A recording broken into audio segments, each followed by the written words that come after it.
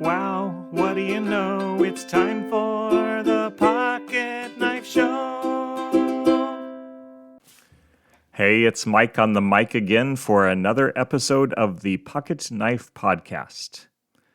Since 2014, Tom Whitwell, a man who is some sort of consultant with a company called Magnetic and a journalist of sorts, has in December posted a list of 52 things he learned that year. I suppose he chose the number of items on his list to match the number of weeks in a year, but I'm not sure of that. He doesn't say why he did his initial list. He just says, moving from a full-time job at the Times to a series of fascinating consulting gigs has given me a little more time to read, travel, and think. Then he starts listing things. The first item on the 2014 list is this. In 2014, men and women were 39% more likely to click on an image of a bearded man than the same man clean-shaven. The first item of 2015's edition, $8 pizza tastes 11% better than $4 pizza even when the pizza is the same. I'm sure that's true. Inspired by Mr. Whitwell, I thought I'd share with you a list of things I've learned this year, or things I think I learned this year. My list will not be 52 items long. I suppose I might have learned 52 things in 2024, but I don't want to make this podcast longer than usual, and I'm sure coming up with 52 things without taking notes throughout the year would be far too time-consuming. I'll just give you a few things. Some silly, some not. First thing, I like sardines. I had never tried them until this year-ish. I found them on clearance, so I gave them a shot. I like their salty fishiness, they're great on crackers, and soaked in Louisiana hot sauce makes them even better. I also learned that I do not like bacon jerky. I know it sounds good, but it's way too greasy. Ugh. Item 2. There are fairly unbiased news sources. I know this shouldn't come as a big revelation, but it was to me. I don't remember how I stumbled upon the 1440 newsletter or the Tangle podcast, but I did.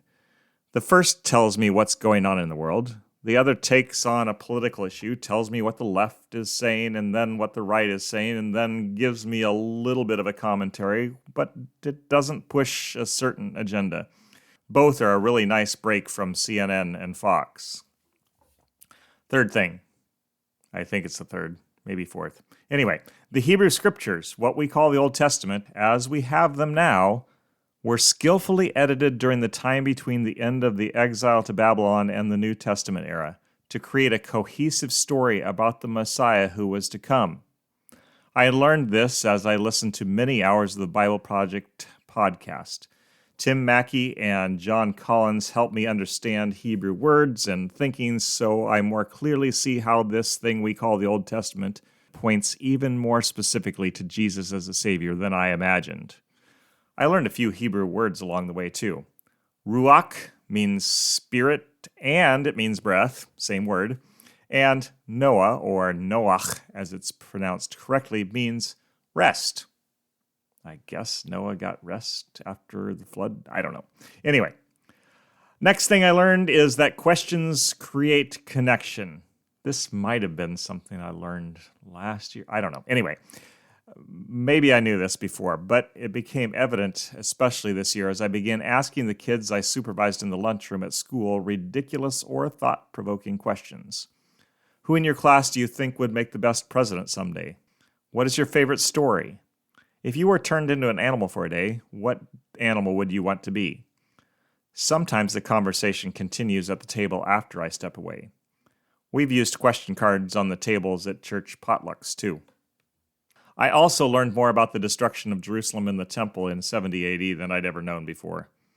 Just a few weeks ago, I'd looked it up because I'd talked about the event a lot, but didn't know much about it. Among other things, I learned that the burning of the temple caused the gold and silver that it was plated with to melt and flow down between the stones. This is the why of not one stone was left on the other. The soldiers were going after the precious metals and tore the thing to pieces. I learned more than that, but that's enough for now. Oh boy, Wordle is addictive. It's a fact. I've always liked word games, but this one hooked me. I've been stumped once or twice, but most days I solved the puzzle. Twice I solved it in 2 very lucky guesses. Most of the time it takes me 4 levels to get there. I really should get help. I know it's really trivial, but I learned that the writers of the 80s hit song My Sharona make over $100,000 per year from royalties on this one song. Some of you are going to have that tune stuck in your head the rest of the day. Da da da da dun dun dun dun dun dun da da da da dun dun. You're welcome. And today I learned that Spoonerisms were named after a preacher. Reverend W.A. Spooner was always getting the starting sounds of paired words switched up during his sermons, and evidently he became well known enough for his misspeaking that this category of mistakes was dubbed a Spoonerism. Hopefully his theology was more orthodox than his peach Saturns. And that's where I'm going to stop. 9 or 10 things is long enough a list for now. Maybe I'll take notes over the next 12 months and come back next year with a fuller list. It might be fun, but I'm not going to give you 52 in one episode. If you have anything you learned this year, share it with someone. I'm open to hear new things, especially things God taught you or things you've learned about Him. For now, I'm going to sign off. Talk to you next week. Oh no, it's sad I know we've come to the end of the show. See you next time.